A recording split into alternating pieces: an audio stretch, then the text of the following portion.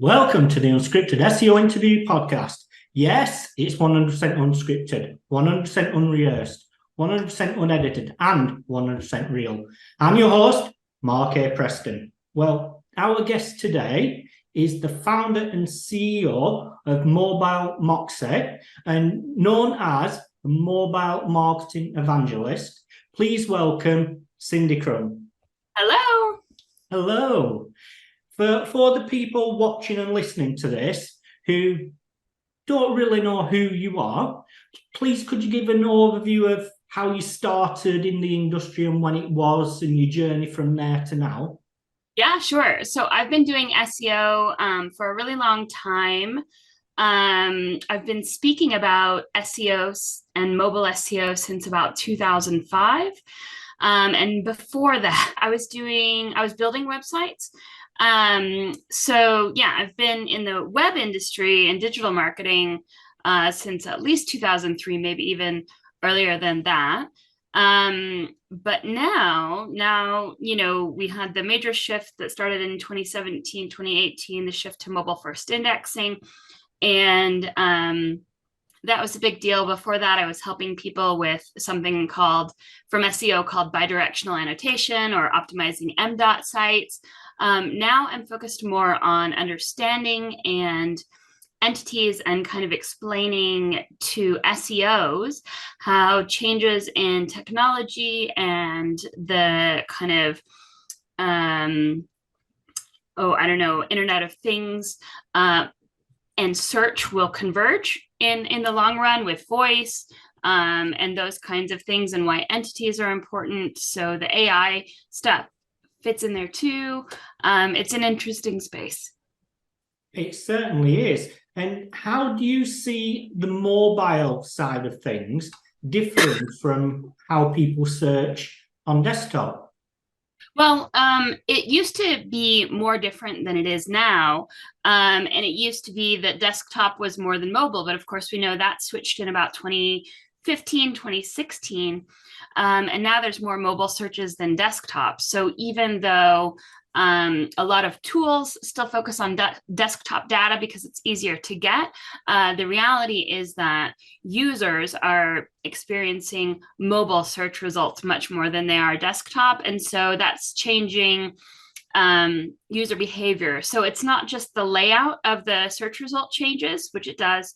Everything's stacked. And the things that Google adds into a search result push regular results down much further, and that's much more impactful. But also things like how big the result is in a mobile search result, how much space it takes up, are there images, are there expanders, all of that can impact how many clicks you get, because our fingers kind of are naturally drawn to the interactivity and the pictures more so than just text. That's especially true on mobile. So the results do change, the layout changes, and also the propensity to click through and the user experience changes.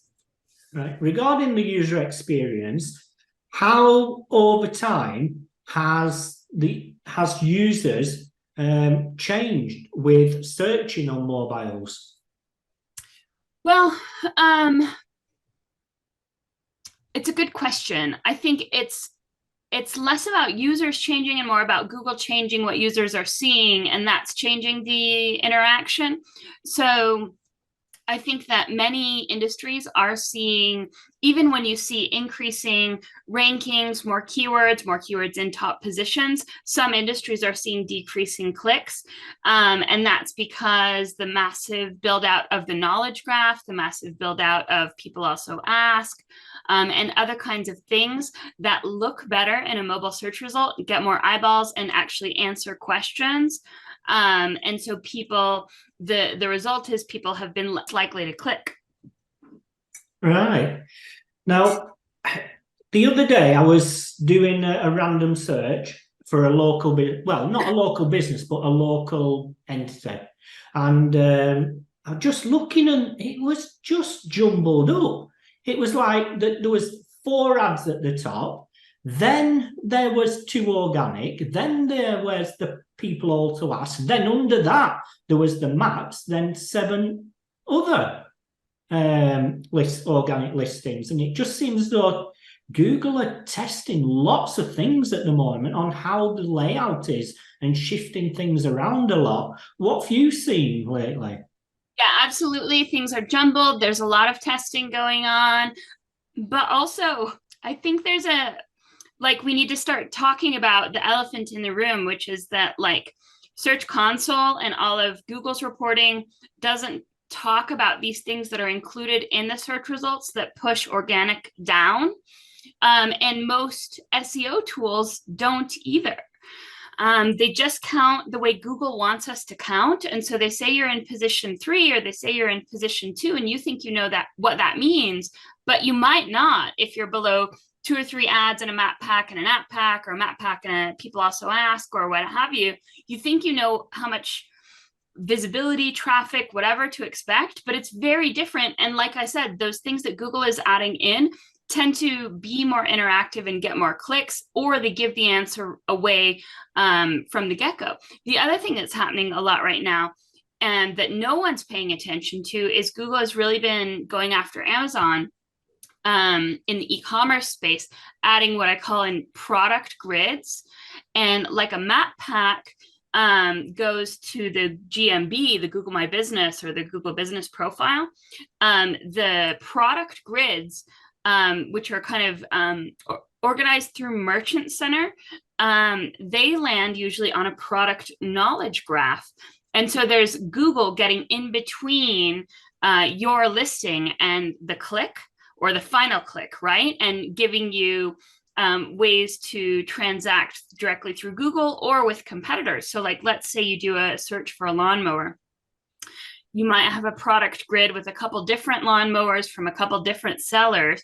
You click on one that you like, and when you get to the knowledge graph, it was sold by one company, but in the knowledge graph, that company's there, and so are their competitors, and maybe their competitor has a better price or more star rankings or can deliver it today or what have you. And so you have the opportunity / risk of being hijacked, your user getting hijacked on the way to try and click on your thing that your content ranked, but still they can leak out because they get to the knowledge graph and then maybe they click elsewhere, or they see a bad review and don't ever get to your site. And so how would you know that that happened? There's not great tracking on any of that. If you're looking in Merchant Center, you might have a sense for it, but you're definitely not going to get a sense for that in Search Console.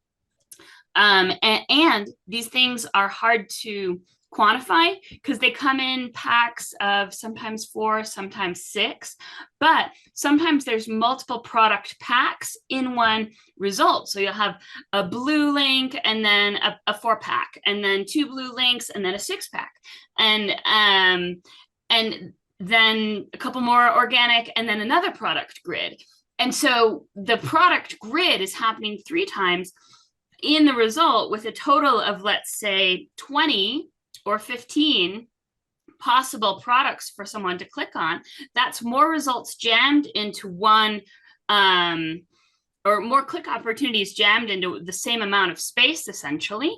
And so the clicks are, by their nature, just going to kind of defray because you're spreading the clicks off more click opportunities, you know? Yeah, it's a wild scenario that's out there. And I think it's trying to predict impact is going harder and harder with things constantly changing.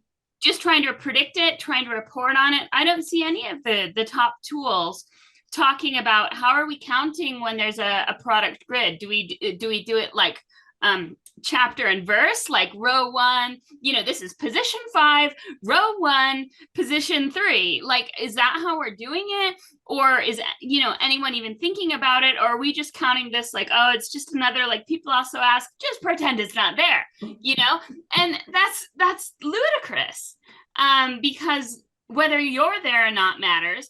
And if you're not there and you're just below it, that matters a lot. Certainly. So regarding MobileMoxie, please could you explain what it is? MobileMoxie is the company that I started in about 2008 because mobile SEO seemed important and no one was really talking about it. And so I decided to start talking about it. And at the time, mobile SEO was quite different from traditional SEO. Now, they've converged more, but then I'm focusing on more the way Google thinks of mobile compared to the way most people do. And for a while, I've been saying that Google thinks about mobile as more about being portable than about being device oriented. And so when they launched mobile first indexing, they talked about the mobile crawler, but immediately I said, no, this really seems like it's about entities and entity understanding. And why would you, like, if it's about crawling, why didn't they call it mobile first crawling instead of mobile first indexing? And what it was about entities and reorganizing the index based around entities rather than based around countries and domains. They kind of got rid of the country separations and tried to get rid of the language separations. And when you understand something at an entity level, it's language agnostic. And so keywords from every language can describe it. And that means Google can understand things in a very much more holistic way and a faster way. They can take what they know about this topic from all the languages and be like, I see, I really understand this, or these things don't match. Maybe this entity is understood differently in that place than this place. And they can get a really comprehensive understanding of the world. And it seems like that's what was going on. And the way I take mobile in mobile first indexing was that it was making the entities and the entity concepts movable, portable, exportable, like three-dimensional. It was making them real and modular rather than static and stuck in this instance, associated with this domain and what have you. Where it was saying, we know what this is in this country, let's cross-apply that over there too, because we know, this translates this way, so it's probably at least related, Yeah. So mobile in that interpretation of the word is more about the portability of information and the cross-application and understanding. Right. I mean, there's been a lot of talk more recently about the entities and everything, but it's not something new. That it's sort of always been there. I just feel as though Google's got better at understanding the entities surrounding things. It's been there since Hummingbird. Hummingbird was the first algorithm update that Google launched to try and understand entities and understand semantics. That's kind of what people have agreed on in terms of what Google has said about how their algorithms work. But Hummingbird was more focused on local, and it was kind of trying to understand discrete businesses and concepts related to businesses, but it wasn't by any means as broad as the way it eventually rolled out in mobile first indexing. So you're right. This concept for a long time was really hard for SEOs to latch onto, because keyword research has been the core of the beginning of every SEO project since the beginning of SEO. And saying, well, yes, keywords are important, but there's something before keywords. And SEOs kind of were mind blown, like, how is there something before keywords? There's nothing before keywords, but there is. Yeah. Do you think it's they have to change the mindset in the industry where they're not just looking at keywords and data and search traffic and all this, but they have to understand, like, words themselves. They have to understand what people are searching, but the meanings behind things, rather than, well, this tool says this keyword gets so many searches per month, so we'll write something about that keyword. Yeah, and that's why at the same time that entities became kind of a buzzword in the SEO industry, so did intent, right? Because we were getting to what was just below the keywords, which is understanding, right? And understanding a keyword is different from having a keyword.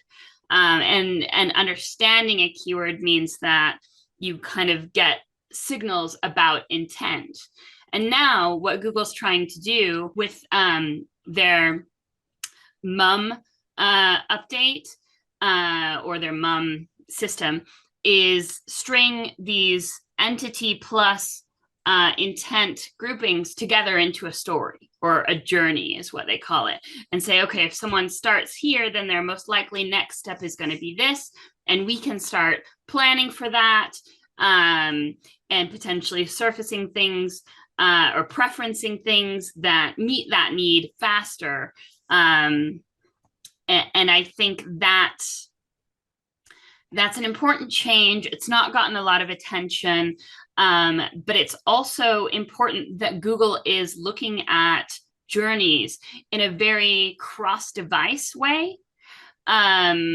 So trying to group my behavior that's related to a specific topic between my phone and my Google Home Hub or Nest Hub and my desktop and my laptop, and saying she's logged in all these places and she did this here and that there, and we think she's going to finally go buy those shoes at this store that she looked up yesterday. You know, maybe she needs the directions, or maybe it's time to show a coupon or something. I think that's where Google wants to get. Yeah, very personalized journey that I think, well, it's gotten better. I mean, there's many a times where I've been looking at something and next thing, you seem to be on a journey towards it. You know, and I think one of the things I've spotted, though, is you've been on that journey, you bought the product, but then you still get thrown back to the journey as though you still want to buy it, even though you bought that product.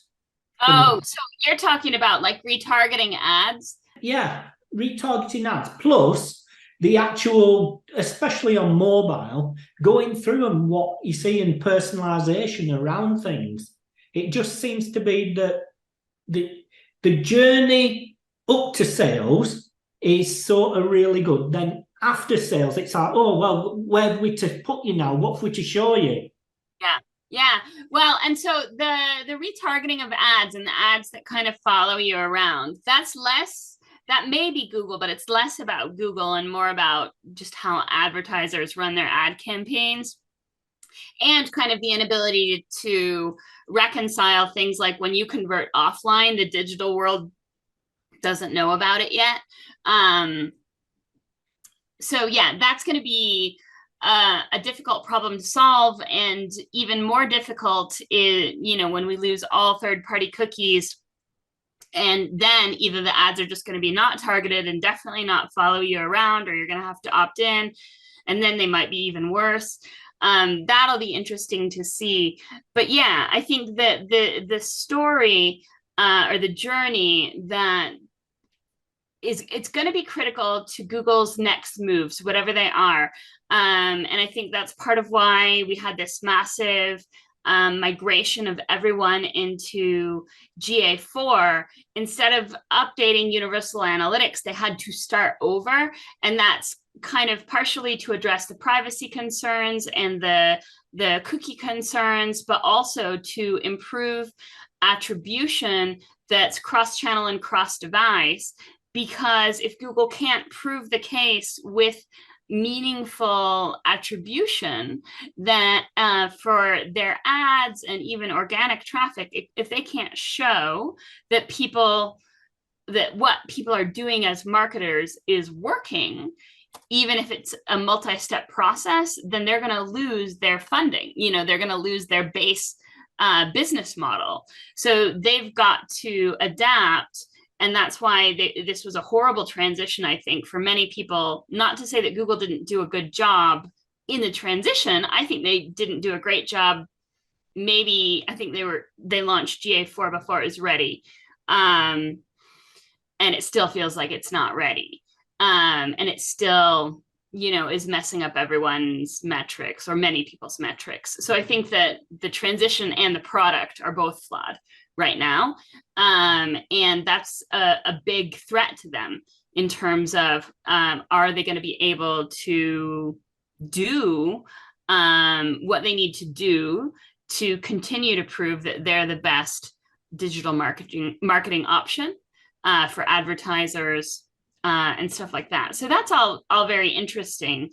And we're at this interesting kind of inflection point with AI, where again, like Google, there's a lot of pressure on Google to be innovative and cool and lead the pack, but they know where their bread is buttered. And I think their bread is buttered more on e-commerce and making things that are really trackable. And so while the SEOs are all focusing on SGE and BARD, I think Google is intentionally launching all of these shopping packs or product packs that go through, remember the Google product knowledge graph, and all of that is easier for Google to track because they own it all.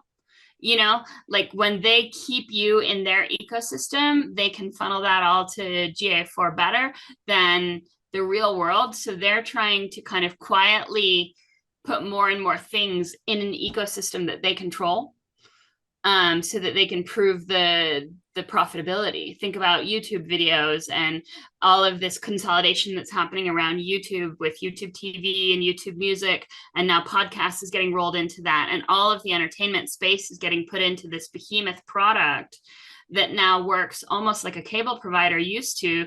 If you're casting from your phone, you're getting TV ads just like that could have just as easily run on a cable TV network. It's sometimes very sophisticated stuff.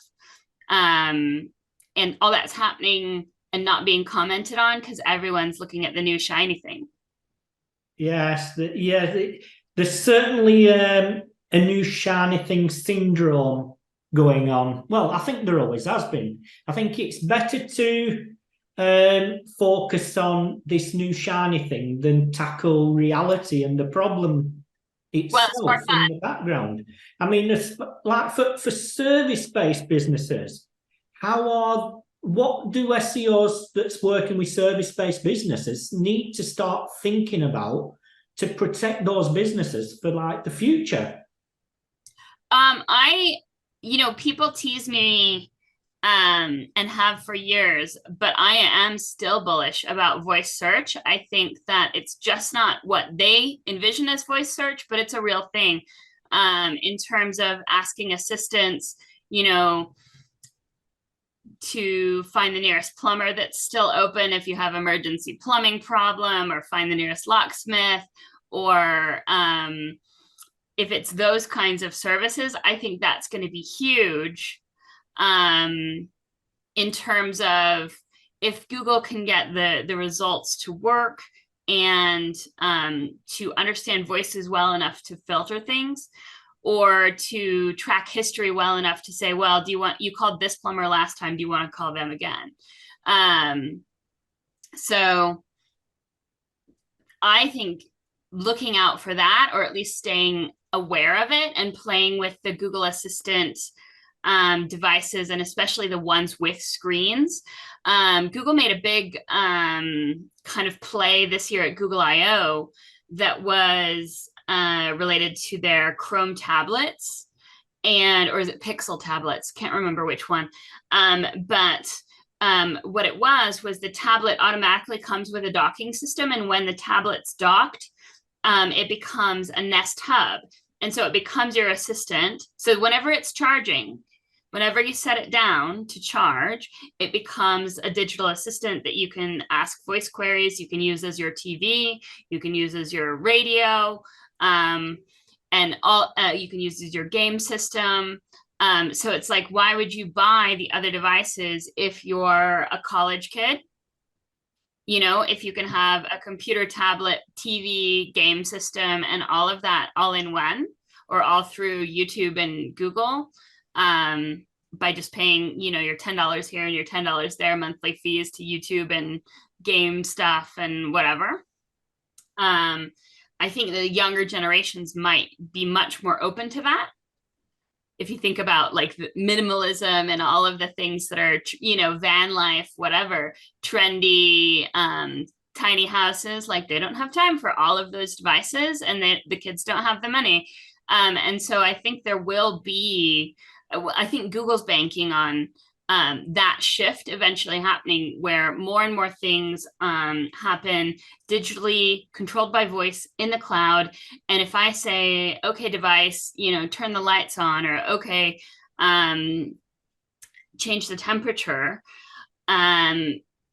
SEOs don't think of that as a search, but Google does. Because remember, Google has to know your context and know who you are, where you are, like temperature where. Like you could be in this house or that house, or turn on music, like which music do you want, this room or that room? Like it's on a much more micro level. And so they've got to search the entire world that they know about, even the entire world that they know about you, which could still be large, right? Maybe you tend to hang out in these 5 places that all have voice controlled stereo or lights or whatever. They have to be like, okay, where is he? Well, he's in one of these 2 places, but he said bedroom and only this one has a bedroom, so let's play the music there, or let's turn those lights on, right? That is a search. It's just not a search for textual information that has a website associated with it. It's a search of an even larger database. Does that make sense? Yeah, it certainly does. I'm going to say it's Google's trying to understand you as a person as well, in what you do to try and serve you better. It's not like before where, we could more or less guarantee that when we got ranked in position 2, then everyone sees you're in position 2, no matter where they are. Yeah. Well, and without third-party cookies that know exactly you, all of the advertisers, including Google, are going to be using these much larger like data sets and cohorts to be like, this person is in these 18 cohorts or these 18 user groups, and like she likes dogs, but she also likes technology, and also likes learning about AI, and like that's maybe a small group, but it's still based on these larger anonymized groups. And so they say, we're going to show ads based on the larger anonymized group, and we're not going to identify her, but we're going to say there's a person and she's part of these kind of anonymized group sets. And that seems like how Google's going to have to go forward. And so using new ways of getting to know a person and know their context might help Google stay at the cutting edge of ad targeting. And of course, that's all subject. I'm not a privacy expert. That could all change. That could change from country to country, or perhaps I'll leave it open that I might be mischaracterizing it. But I think if I were Google, that's what I would be looking at in terms of how do I get to know people without using third-party cookies, and how do I leverage my knowledge of them without using third-party cookies or without compromising privacy. Yeah, so how do you see SEOs conducting research in the future? They got a new client, they don't have access to all their customers yet. Where should they start? What should they be thinking about especially with the mobile side of things? Well, I mean, I think it's going to be less on the SEOs, hopefully, to do that kind of research, and more on the companies to have a really strong idea of who their customers are, and profiling their customers. And even when third-party cookies are limited, you can use what you know about how a user interacts with your app and interacts with your website, and you can use that. You just can't resell it. So hopefully, companies are going to start to really hone in on their existing customer base and do a better job serving them. I'm sure that's what Google would say that they want. Yeah. So do you think there's going to be less focus on keyword search volume? Yes, maybe. I mean, I think that if Google could push things the way that they would want, they would push companies to do a better job engaging their existing customers, both pre and post sale. Because kind of like what you were saying about once you buy something, the internet starts to fail you on that that purchase, or it just kind of annoys you. And I think there may be more opportunity for post-sale support and engagement, because that's the other thing. If you look at like what does the younger generation care about, they care about more about the environment, minimizing waste, less consumerism and stuff like that. So it's like, you bought this top 2 years ago, how do you style it with the, you know, the newest trends, those kinds of things. You can giggle, but I think that that might be actually a huge opportunity. Or even just follow-up care for something like, I bought a camping grill and had to assemble it myself, and like was assembling it and had a screw in one hand and a screwdriver in the other, and is reaching at a weird angle, and like something wasn't fitting together properly, and I yelled to my Google Home Hub, like, get me a video for how to, you know, attach the ignition on the blah, blah, blah grill. Did it bring up a video that shows me the assembly process, or that shows me at least like this part of the assembly process? That would be even better. You know, if it had the assembly process and then the bookmark, and Google could surface that bookmark of that video, that would be great. But the video didn't exist in the first place. So long-term support of what's sold by giving the engaging videos of, you know, assembly, how to fix, how to troubleshoot for, you know, physical technical products, for soft products, clothing and stuff like that, how to restyle, how to, you know, update, stuff like that. Maybe, I think there's room for that in more in the future than there ever has been, I think. Yeah. What do you think? I was going to say, but it's, for me, I've always been in the mindset, maybe I'm just old or just been in this industry a long time, but just give the audience, not even the audience, the customers, the real people, just understand what they want and give and solve it and give them what they want without going on and on and on about this thing that they don't really care about. And I think that, I mean, we need to get to the point. People don't want to read like 2,000 words of waffle. They just want to know something. Just get to the point. You know, just a video, show me how to do that thing.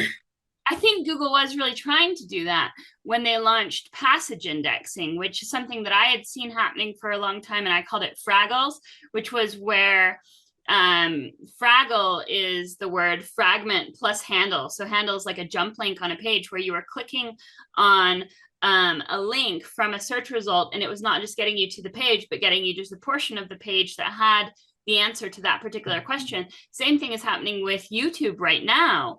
They get all of the text and they kind of break it into logical chapters. And that used to be something you had to manually do, but now Google is doing it for you with a seek kind of thing that's basically, it's getting transcripts for your whole thing, whether you add transcripts or not. Google has it in its brain, and it's doing that, and it is trying to find the right piece, and that helps with them. You know, they say it's a different system, but that helps conceptually with them being able to do people also ask, being able to have featured snippets, but also being able to answer a question when it's a voice only interaction, right? Like the worst experience ever would be a Google Home Hub trying to read you the entirety of a web page when all you want is one paragraph. Why do you think passages is so important to Google? Yeah, it's to surface the right piece, the right section of the page on a computer, but it's even more important when there's not a computer for someone to skim with, right? Yeah, it's just with the whole video and all these platforms, and people are searching differently as we go along.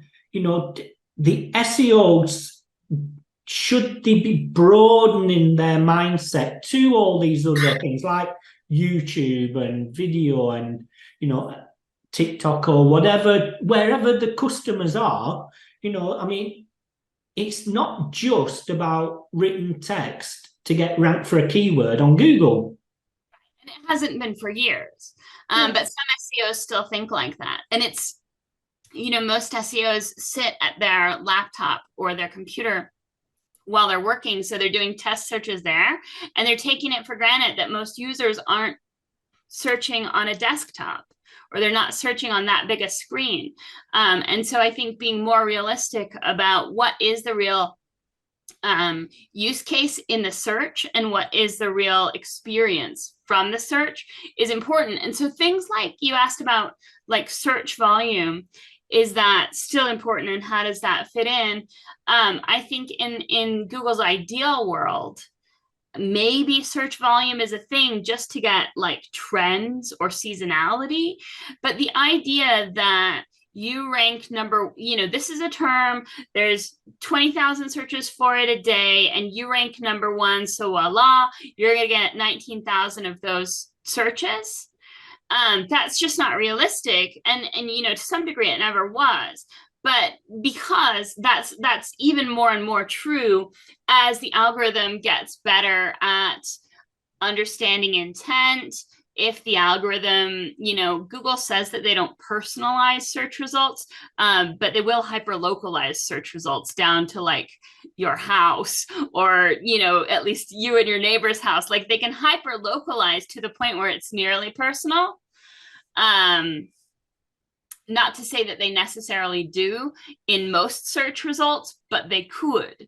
They wouldn't right now, probably because it takes too much processing power to do that. The return is not good enough, but maybe they'll figure out that the return is good enough on some queries, right?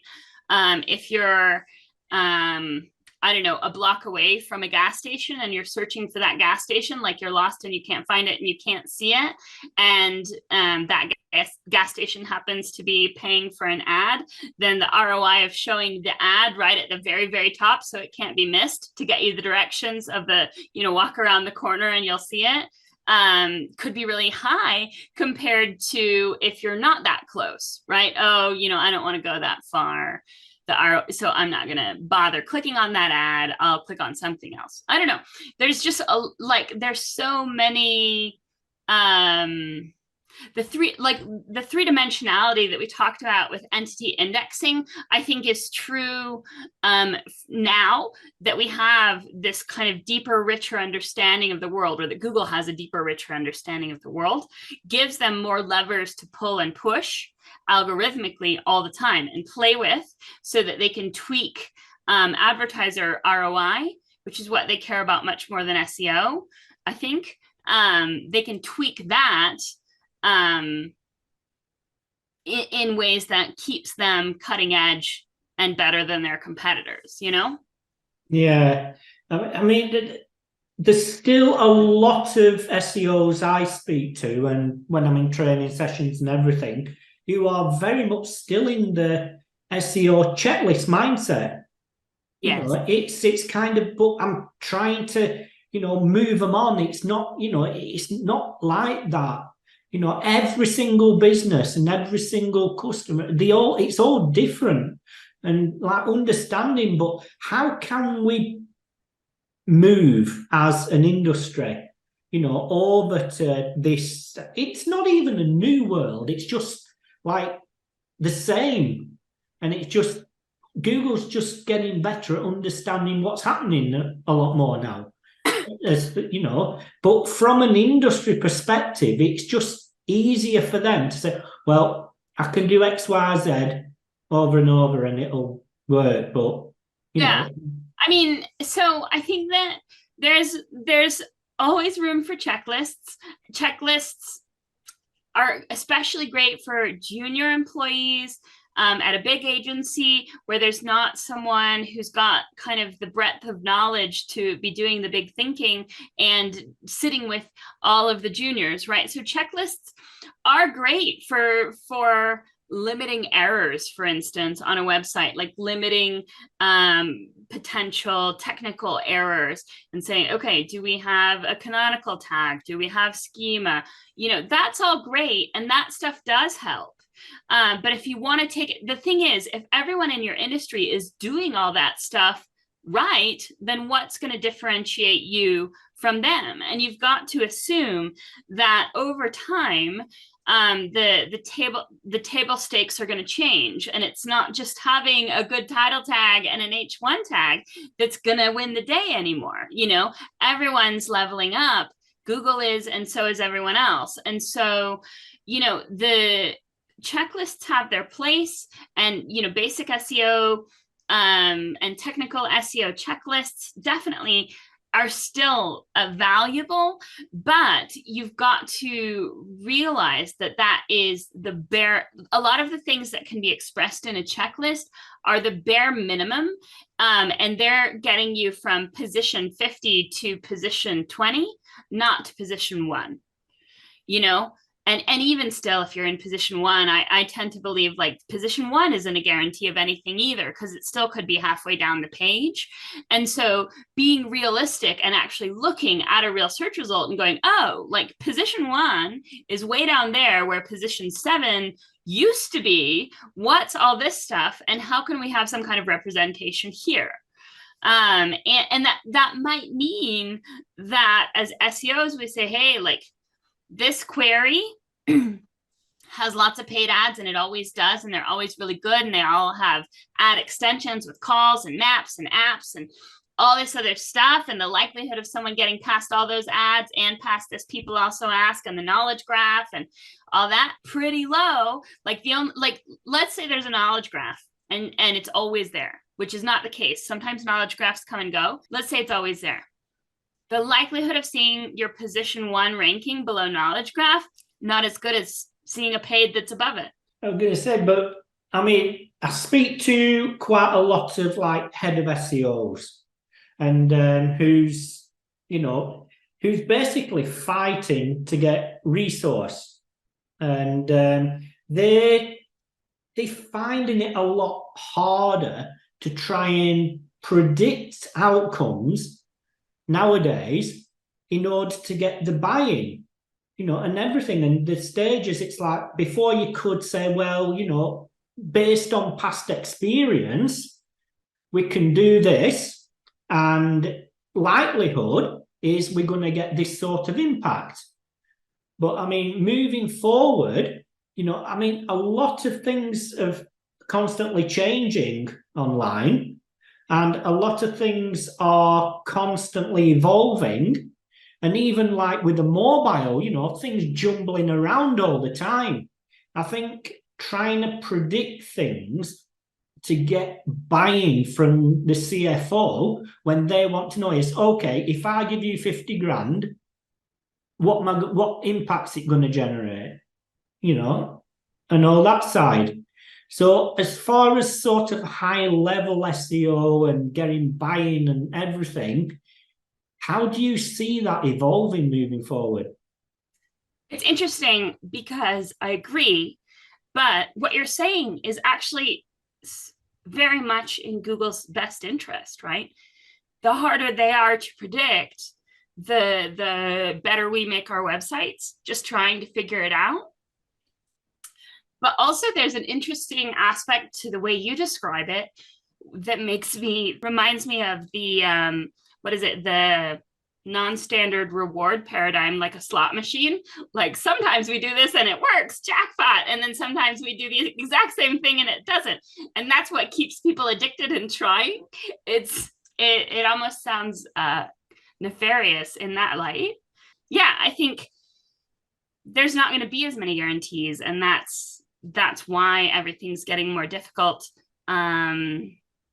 And I think that that's not an accident.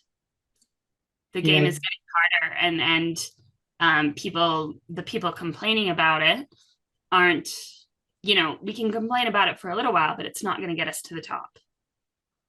Yeah, I think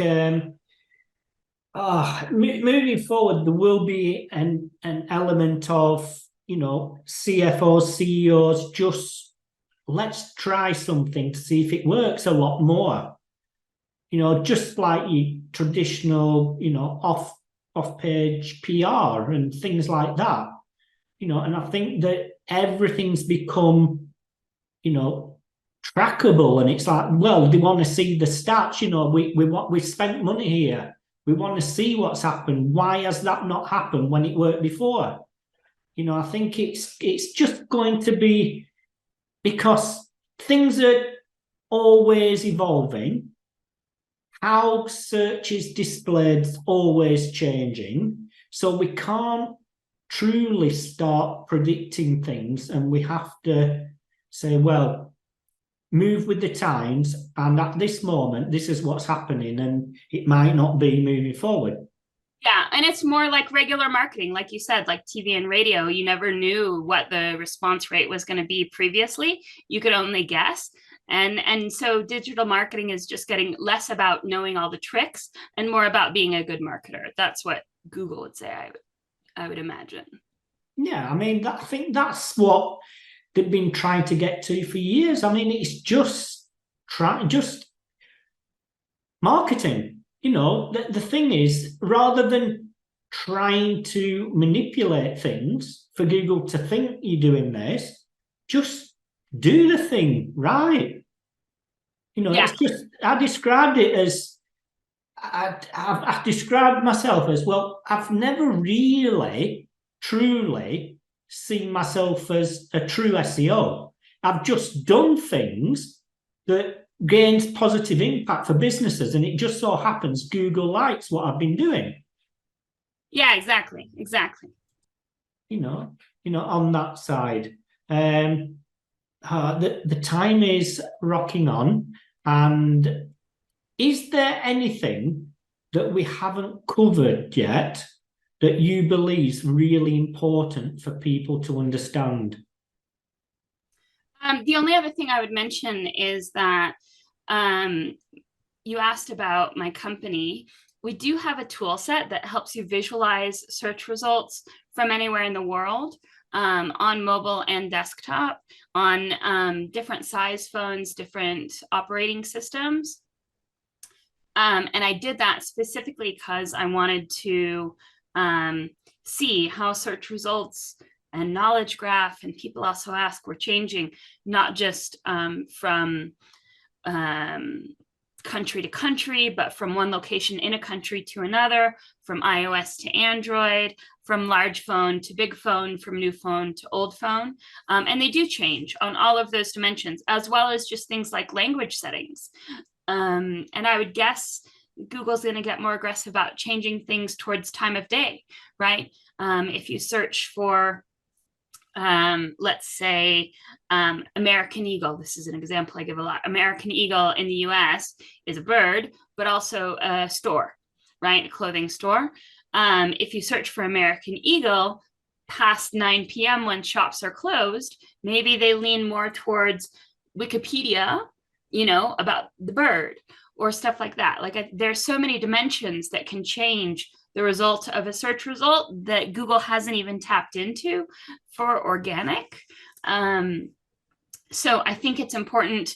I made those tools so that people can test. There are free versions of them. There are Chrome plugins to play with. So I just would encourage people, if you think you know what's going on, but you can't explain something that's happening in your analytics, then you need to be looking at real search results. And the problem is that whatever is showing up in my query today is not necessarily what was there yesterday. So one of the talks I've been giving shows something where a site maintained position 1 on a huge query for a long time, but with, like, in Search Console, the orange line stays right around position 1, but clicks and impressions fall off like that, and then they come back. Well, what happened? Well, Google had a time-boxed knowledge graph because the query was football and it was the World Cup. And during the World Cup, Google re-understood the word query for football to mean FIFA, not the game football. And so while they had been showing a small knowledge graph with, game rules and stuff like that anyone who played the game might want, during the World Cup, they re-understood the query to mean FIFA, and they showed a 2-mile long knowledge graph that had videos and expanders and all that stuff, right? And then it went away. Now, if I only notice that after it's gone away, how am I going to know what happened over time, daily, weekly, or monthly? To just say, we're not trying to overanalyze it. We just want to give you a reality check, because once yesterday's happened, you can't go back and see what did it look like for real. And like some of the tools out there do give you a small visual, but it usually doesn't include all the stuff. And it's usually straight from Google's API, which they've said outwardly, like Google said they muck with the API, so it's not a perfect representation. But on my tools, you're getting what a real phone would get. Yeah, that do you know what? That's so interesting. And yeah, people don't usually, SEOs don't usually think in that way. It's all one-dimensional, like what time of day, what's happening in the world, what's going on, that kind of approach. So your tool, where can people find or sign up to your tool? They can get the plugins to try the tools from the Chrome plugin store. They're called the SERPerator is one of them, and the Pagescope does essentially the same thing, but it looks at a page, like a landing page on your site, your competitor's site, whatever. And in the paid tools, it captures the code. So you can compare, like if you have dev teams that go rogue and like make changes without asking permission, which I know I do, I capture now a record of rendered and unrendered code for mobile and desktop for all the key landing pages. So if all of a sudden we tank on our schema stuff, then I know to go and look, is the schema still there? No. Okay. When did it fall out of the code?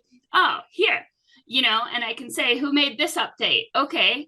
That screwed something up, and so we can actually get more accountability and relatability. So the two tools are the Pagescope and the SERPerator. If you search for those words, they're made up. So I rank for number 1 for them because it's easy to rank for a word that you make up. And either the Chrome plugin or my actual tools on MobileMoxie.com will show up. Wonderful. And on that note, where can people find you, and what sort of conversations would you like to have? Let's see. I am still a staunch holdout on Twitter. I hope that it comes back to its previous glory. So I'm Suzix on Twitter, SUZZICKS. And that's where I'm easiest to reach. So connect with me there. We offer expert consulting of all different levels. I work with huge companies around the world, but also sometimes small companies. And I love solving hard problems. I love investigating and finding answers that other people can't find. So if you're stuck, and instead of throwing up your hands and being like, well, we'll never know, if you really want to know, that's where I'm great to pull in.